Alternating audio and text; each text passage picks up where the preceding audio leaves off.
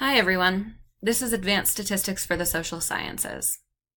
In this lecture, I'll continue describing measures of variability in terms of our data analysis framework.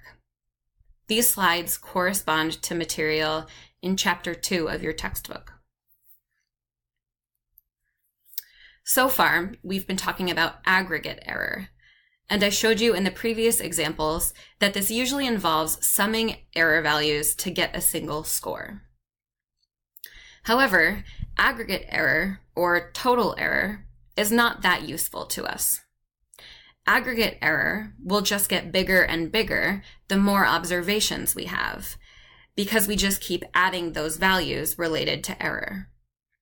So a huge data set with a lot of little errors is going to have the same aggregate error as a small data set with a few huge errors. We need some summary measure of error that doesn't depend on sample size.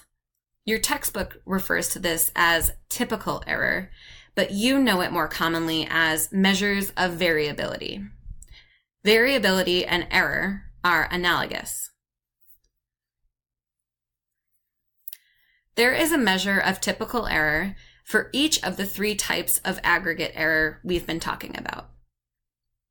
Recall that the best estimator for the count of errors is the mode. We use modal error as the typical error for the count of errors. Modal error is rarely used as it doesn't give us as much information as other types of typical error. The best estimator for the sum of absolute errors is the median. The typical error used with the sum of absolute errors is the median absolute deviation. This is the middle observation of all absolute errors. Then the best estimator for the sum of squared errors is the mean. When we use the sum of squared errors, the typical error is the standard deviation.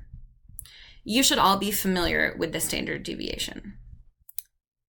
The sum of squared errors is the aggregate error we will use throughout this course. So let's focus on the standard deviation as typical error for a moment. I'm going to show you some general formulas for typical error and describe how they relate to the standard deviation. The standard deviation is the most commonly used typical error for a model with only one parameter. For example, a model with only a mean in it. Your book calls this the simplest model. Recall the sum of squared errors, which we calculate by squaring each error value, then summing them. That's what's highlighted in the box. You might remember from your intro stat class that this is the first step we take toward calculating the variance. The variance is what's highlighted in the box here. To get the variance, we then divide that sum of squared errors by n minus 1. We divide by n minus 1 so that we can get an index of error that is the remaining error per potential parameter. That is, there could potentially be n total parameters in the model, and we know our model only has one parameter, so there are n minus 1 potential parameters that we could have included in the model. You can think of the variance as the average squared error for the model with the denominator adjusted for the single parameter in the model.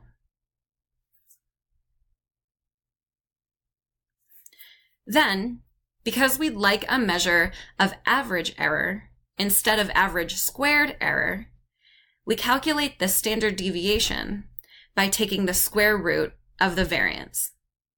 This gives us the average error adjusted for the single parameter in the model.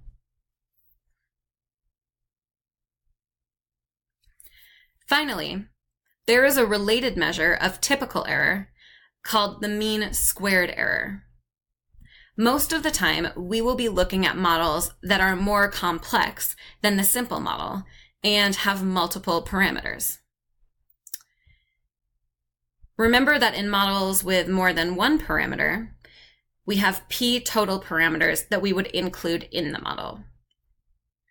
The mean square error is the remaining error per potential parameter for models with multiple parameters. Recall that this is the definition of the variance for the simple model with one parameter. I'll repeat that. It's the remaining error per potential parameter. The variance is the remaining error per potential parameter for a model with a single parameter. The mean square error is the remaining error per potential parameter for models with multiple parameters. The mean square error is analogous to the variance, but for models with p parameters. We can see that the only way that these formulas differ is that in the denominator for the mean squared error, we have n minus p, right? P being multiple parameters, versus n minus 1 in the denominator of the variance. This concludes the lecture on types of error and estimators. In the next lecture, I'll describe the concept of sampling distributions.